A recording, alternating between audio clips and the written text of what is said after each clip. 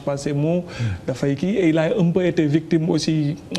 ci fugam boobu noonu gis nañ ne président recadré na ko woon génne ko def acte d'autorité soo xoolee sooru Moustapha Cissé Lo nu ñu ko génnewee donte sax après amaan na ay négociations ñu yóbbu ko assemblée nationale mu nangu ko léegi yar bi buy waxee ak teggin bu muy waxee te nekkul woon engagement bu lañ ko xam ne dafa mel ni Macky Sall dafa bëgg reprendre en main d'abord son parti. am na clash moom am na autorité parce que autorité bi ñu bëri dañ naan des na. donc njëkk na am clash ak Moustapha Cissé Lo mu réparé ko après jox ko beneen station fële à l'Assemblée mais tey yeneen ñaari kàngam la amal problème kenn ki. réglé na ko en partie parce que jox na ko station ministre d'État mu nekk station bu élevé mooy Mbaye Ndiaye donte dina na ko ci ministère de l'Intérieur mu des Alioune Badara Cissé mais ci li sama jàngat mooy que c'est un pari risqué dans le long terme parce que parti la boo xam ne tànkam dëgëragul et su fekkee parti boobu d'une manière ou d'une autre que ce soit président bi moo am raison wala cadre yi yu ñu dindi ñoo am raison am na yëngu-yëngu yooyu ci partem mooy il lui reste encore beaucoup de chemin à faire pour construire parti bi te gouvernement am ñeneen ñu ko ŋànk ñëpp duñu ay xaritam ay alliés am lañ bés bu circonstances politiques yi changé dinañ songu président bi wala reprendre seen liberté gis nañ fan yi ñu génn ci tabaski bi Idrissa Seck posé na déjà ay actes il a apprécié souverainement benn situation bu objective ne yaakaar na ne réew mi nu muy doxee war na gën a mun doxee noonu ce qui veut dire que est-ce que Macky Sall nekkul sans s'en rendre compte ci li muy wax ne privilégié xaw ma que la patrie prime sur le parti bi aussi am na ay risques yi mooy mu bañ a am ay cadre wala ay leaders yu nga xam ne suba ñoom ñoo nekk ay boucliers yum parce que même su dee Alioune Badara Cissé teggi nañ ko wala Mbaye Ndiaye logique bi moo bëggoon mooy que ñu jël yeneen cadre APR ñu remplacer leen poste par poste loolu je pense c'était le choix le moins risqué buy gën a sécuriser partem mais il a pris l'option haute daal di leen teggi ne dafa privilégier ay compétences yeneen loolu opinion publique bi mun na ko saluer su fekkee ñu mu nommé ñi jox nañ ko satisfaction te war seen profil war na ko mun répondre Mankeur Ndiaye il est chevronné Pathé Seck xamee nañ ko xarañ na c'est un général mais dans le long terme pour partem laa wax est-ce que lu muy wax ne la patrie prime sur le parti su yàggee est-ce que c'est pas le parti ci boppam moom mooy am problème su fekkee APR amul chance émerger loo ay cadre gis nañ ne jël na njiitu cadre yi Thierno Alassane Sall ARTP yóbbu ko ministre donc mu ngi def kon xëy na mu ngi jéem a promouvoir ay cadre Mor Ngom def nañ ko directeur de cabinet muy poste bu stratégique mais man dama yaakaar ne ba léegi Macky am na ay équation yoo xam ne résoudre gu ko ci biir partem ok ñu wax ma léegi maanaam nguur gi moom léegi gouvernement bi jóge nañu ci 25 ministres dem ci fanweeru ministre El Hadj Amadou Sall dégg nañu léegi Moustapha Cissé loolu mu wax dafa ne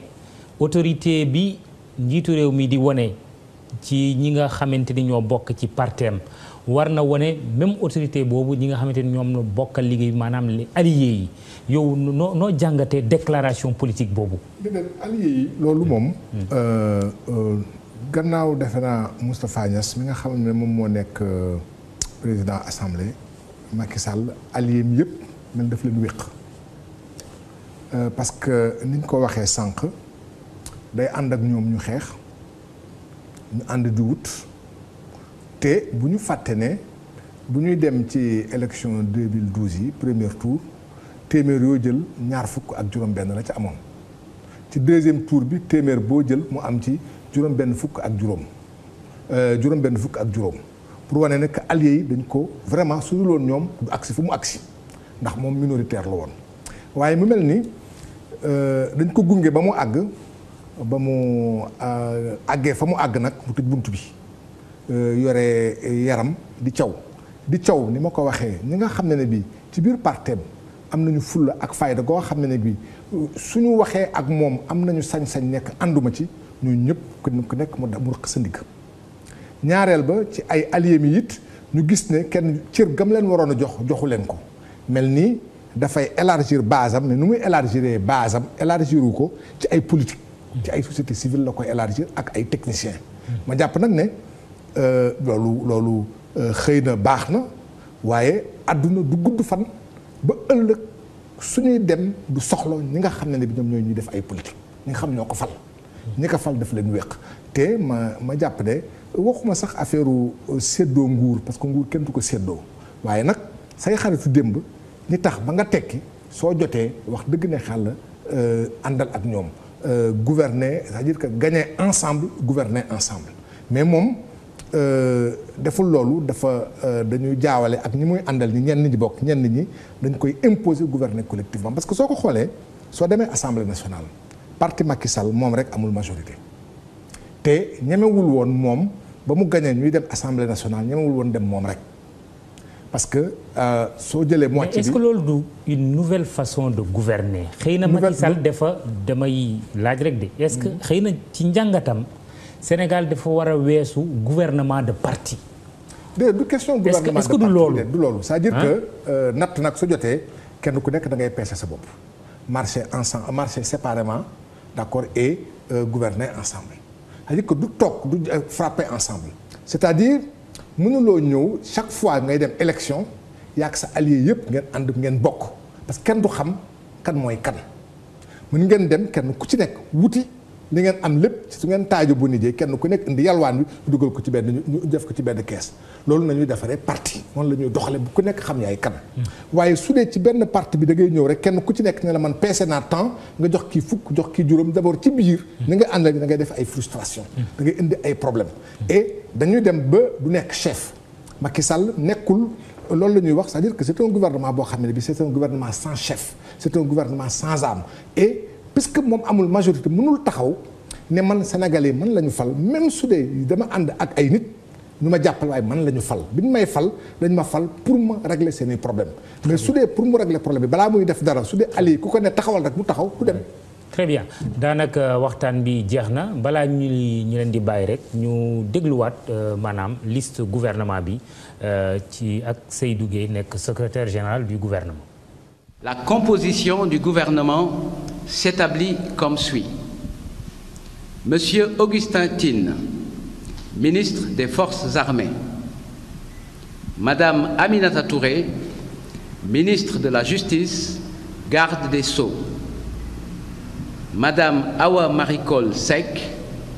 ministre de la Santé et de l'Action sociale. Monsieur Pathé Seck, ministre de l'Intérieur. Monsieur Mankeur Ndiaye,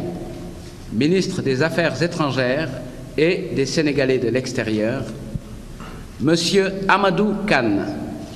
ministre de l'Économie et des Finances. Monsieur Thierno Alassane Sall, ministre des Infrastructures et des Transports. Monsieur Youssou Ndour, ministre du Tourisme et des Loisirs. Madame Mariama Sarr, ministre de la Femme, de l'Enfance et de l'Entrepreneuriat féminin. Monsieur Abdoul Aziz Mbaye, ministre de la Culture. Monsieur Cheikh Mamadou Abiboulaye Dièye, ministre de la Communication, des Télécommunications et de l'Économie numérique. Monsieur Serigne Mbaye Thiam, ministre de l'Éducation nationale. Monsieur Abdoulaye Baldé, ministre de l'Agriculture et de l'Équipement rural. Madame Aram Ndoye, ministre de l'Aménagement du territoire et des collectivités locales. Monsieur El Hadj Malick Gakou, ministre du Commerce, de l'Industrie et du secteur informel. Madame Aminata Mbengue Ndiaye, ministre de l'Élevage. Monsieur Pape Diouf,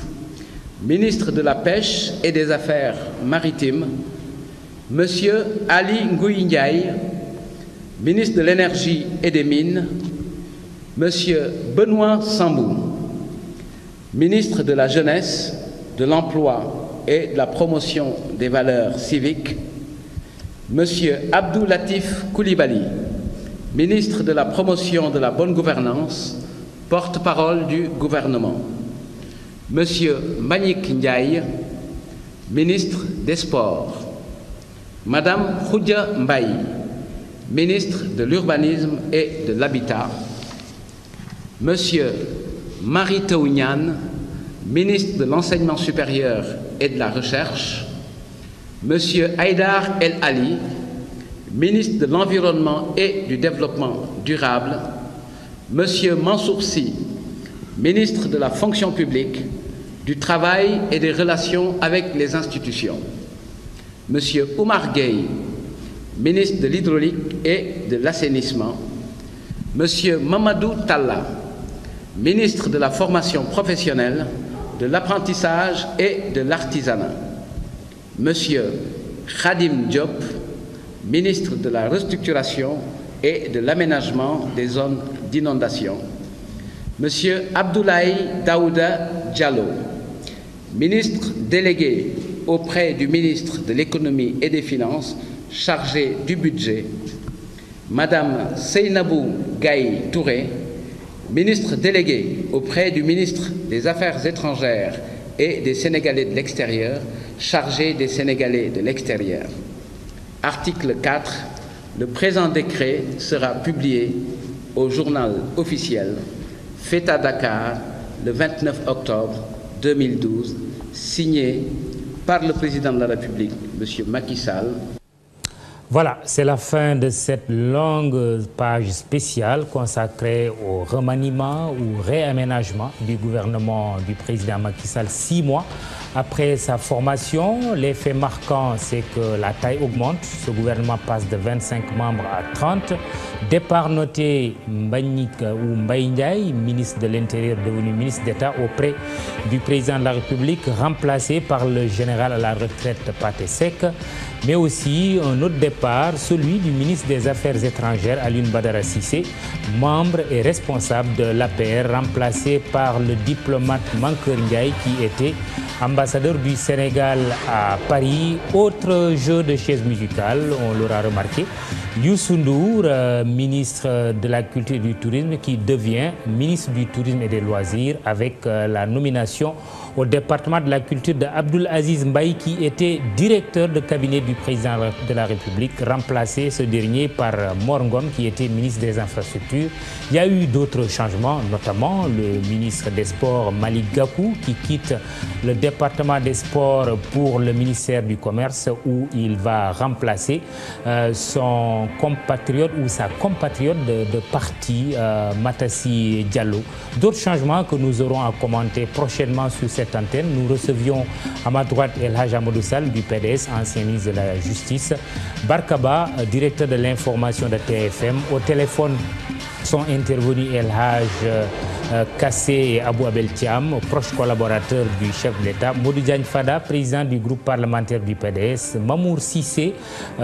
du PSD Djantbi et Moustapha Cisselo de l'Alliance pour la République. Merci vraiment à toute l'équipe de la TFM qui s'est mobilisée. La réalisation au niveau rédactionnel, Mohamedou Papis Diaw,